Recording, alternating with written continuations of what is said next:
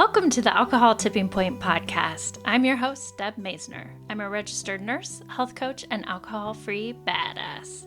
I have found that there's more than one way to address drinking. If you've ever asked yourself if drinking is taking more than it's giving, or if you've found that you're drinking more than usual, you may have reached your own alcohol tipping point. The Alcohol Tipping Point is a podcast for you to find tips, tools, and thoughts to change your drinking. Whether you're ready to quit forever or a week, this is the place for you. You are not stuck and you can change. Let's get started. Welcome back to this Quit Drinking Quickie. It's been a minute since I've done one of these, but this topic came up in my alcoholiday and I thought, wow, that's such a common issue that people have, which is how to stop seeing drinking as a reward. I thought, well, I'm going to do a quickie. I'm going to do a Quit Drinking Quickie about it. So what came up was someone wrote in our chat in the Alcoholiday, which, by the way, that's the monthly dry group that I run every month. If you want help practicing not drinking in a safe, supportive, non-judgmental space, you can come join us for the next Alcoholiday. It's every month, and it's just a way to get science and compassion-based tools to help you practice not drinking. It is not about perfection. It is really just giving the space, giving you the tools, giving you the information and education to help you manage your cravings, learn more about alcohol, learn more about why you're drinking, and just be in a group of people that are doing it together. So I will put the link in the show notes as usual. You can also just go to alcoholtippingpoint.com/alcoholiday to sign up. As a podcast listener, you always get 20% off using the code LOVE, L-O-V-E. And it's just a great resource for you if you want to really get a little bit more serious about changing your drinking, about taking a break, about, whether you want to drink less or your goal is to not drink at all. I wanted to provide a safe, supportive space for you to do that. It's a private group. We have twice weekly group meetings and a chat, and you get daily content and lots of good stuff in there. So go check it out. All right, back to the question that came up. Someone shared that she's been struggling getting through the time when she gets home from work and seeing wine as a reward. Oh my gosh, this is so normal. I totally saw wine as a treat. I saw it as a reward. I saw it as something that I earned and I deserved. God damn it. Give me that wine. And I say that just to let you know, we've learned this and it's actually worked pretty good for a while, right? Wine, alcohol, whatever your choice of drink is, it works really well. Because the way that alcohol works is it does relax us, does give us that hit of dopamine, that pleasure. And it's something that we've associated with coming home from work and having our glass of wine, having our beer, whatever that looks like. And really, we've been through a lot by dinner time. Our days are so busy, filled with work, with kids, with just having a lot of shit going on throughout the day, right? And so we're just looking for a way to get through the next few hours. And your body is actually looking for a dopamine hit. It's really looking for a way to feel good. It's looking for a way to feel relief. And alcohol helps us feel good temporarily. And I say it a lot, and it's just a reminder. Our brain is hardwired to move us towards pleasure and away from pain in the quickest way possible. And we have learned that alcohol works really well to do that. It works really well to move us towards pleasure and away from pain in the quickest way possible. I want to give you a few strategies to break this alcohol reward cycle and kind of different ways of thinking about it. Let me walk you through some of those. Okay, so the first strategy is really being proactive and not to get to the point where we are so tapped out, that we are so overwhelmed that we need that break, we need that pleasure. And I had a mindfulness teacher that talked about stress, the stress in our lives this way. Like, we are always going to have stress. That's just normal. That's part of life. There's going to be traffic. You have a job, you have kids. There will always be stress.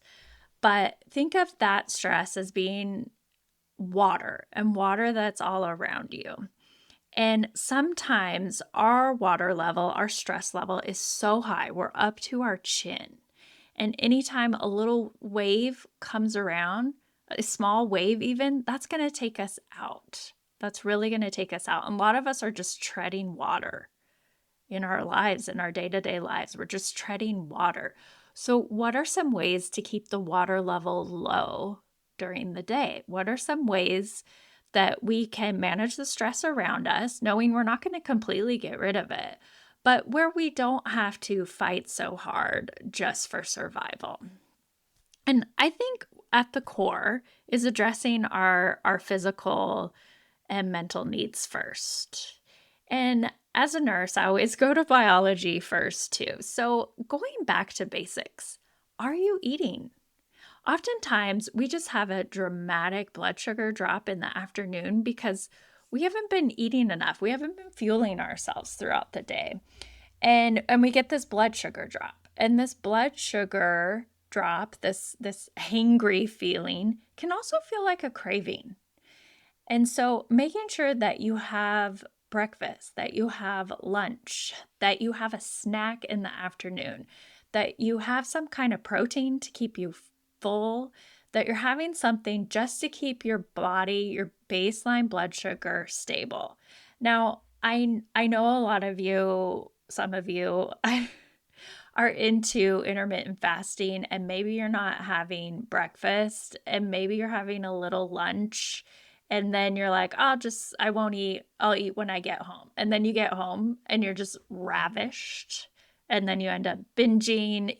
See this same kind of issue, this witching hour in the late afternoon between work and before dinner. I see it with people who are struggling with food. I've had the struggles myself. And so if you can be really conscious about, okay, for the meantime, while I'm trying to get control of my drinking, and whether you're taking a break, you're drinking less, or you're done, like really making sure you are fueling your body. It is so, so important. Maybe down the line, when you are further away from alcohol, you have that more managed, then you can experiment with the intermittent fasting in your diet and whatnot. But for now, make sure you are eating. And honestly, in those first few days, weeks, go ahead, have that sugary treat, have something to look forward to, have a Snickers bar, whatever that looks like, just so that you're addressing that hunger and that blood sugar. But keep in mind, if you do want to choose something a little bit healthier, then you want to try for something with protein. So the other thing is making sure you're hydrated. Sometimes you are just dehydrated, and that will make you feel tired.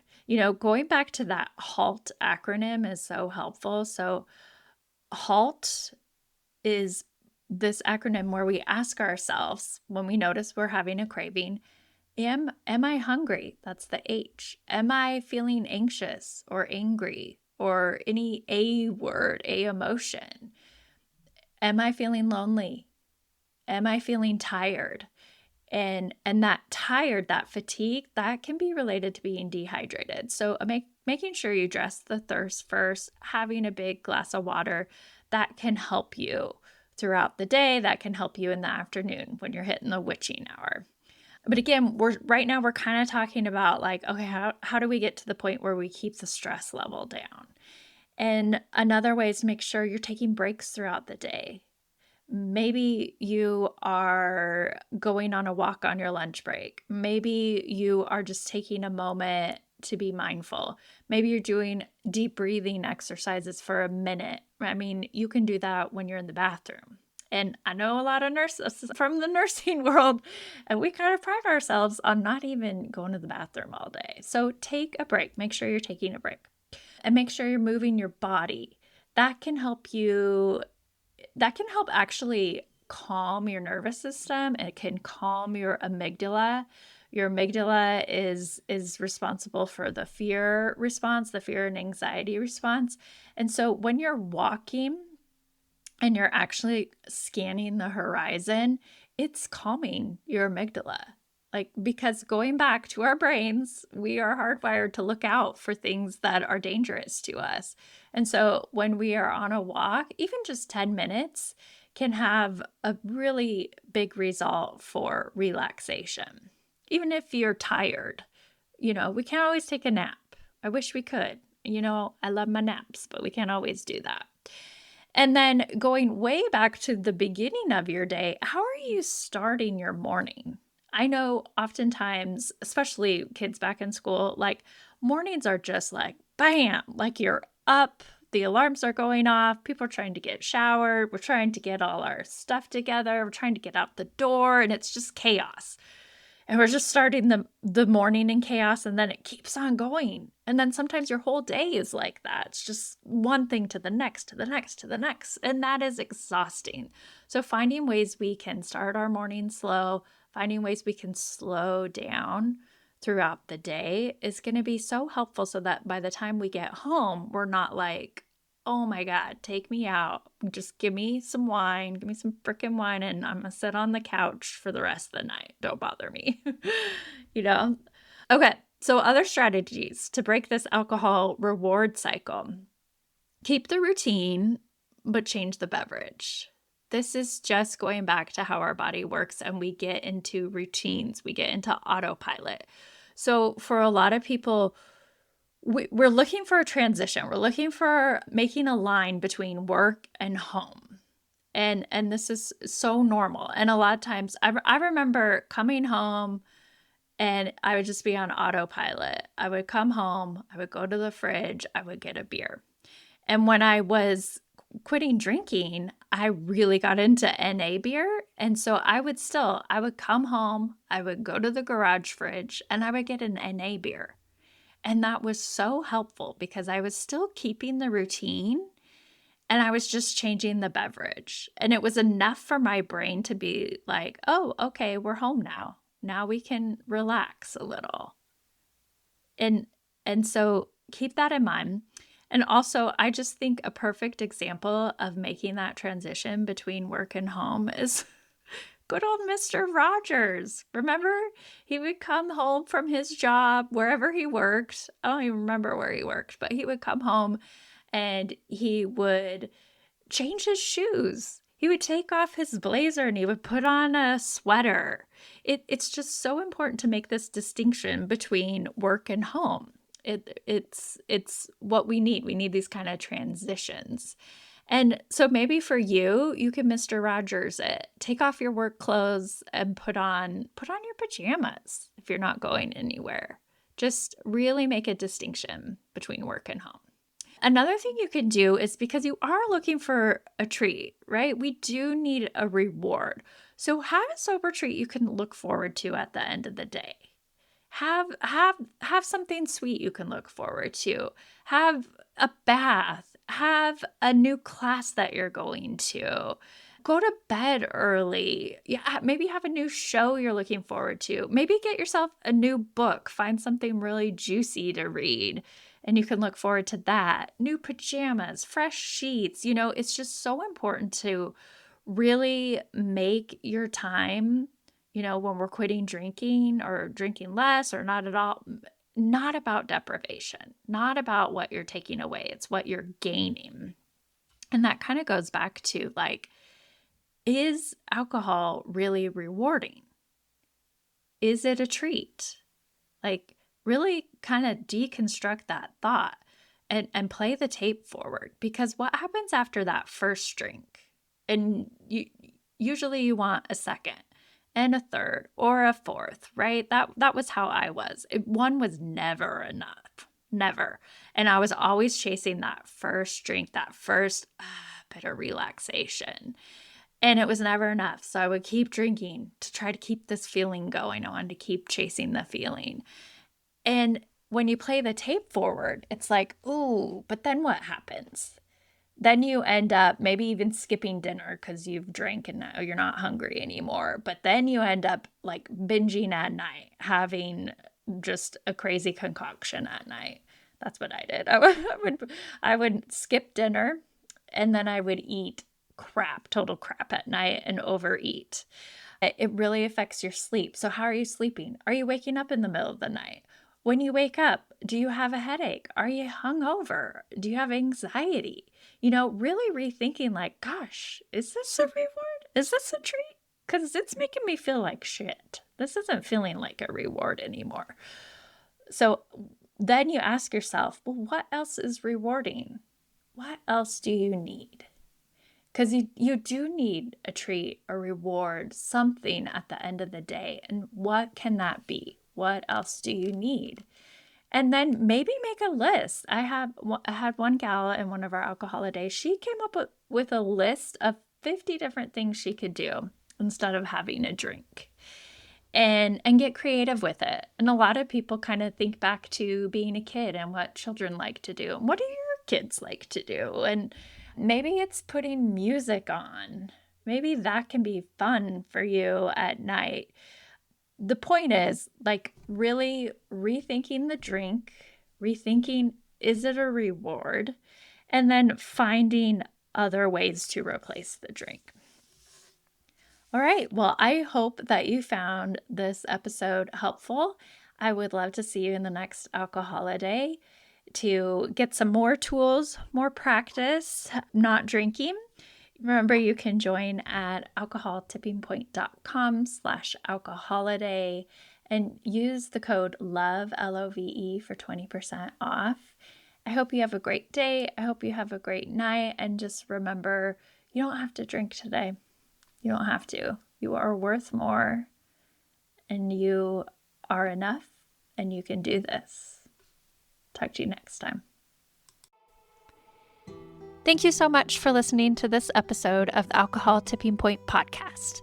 Please share and review the show so you can help other people too.